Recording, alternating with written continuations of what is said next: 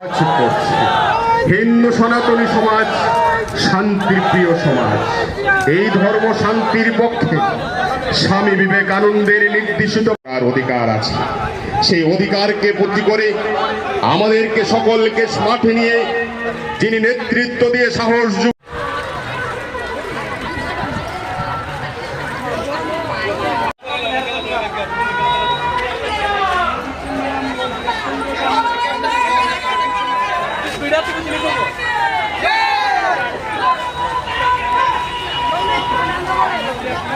সহ বারবার হিন্দু সনাতনীদের চিহ্নিত করে করে আক্রান্ত করা। তাদের একটাই লক্ষ্য, কিভাবে আমাদের সনাতনী হিন্দু ভাইদেরকে খুন করা যায়, সনাতন ধর্মকে ধ্বংস করা যায়। এইভাবে দিনের পর দিন বিগত 70-80 বৎসর ধরে আমাদের কয়েকশো আমাদের সনাতনী আমাদের জাতি ভাইদেরকে তারা বিভিন্নভাবে ধ্বংস করেছে। এইভাবে আমরা আর কতদিন চুপ থাকব?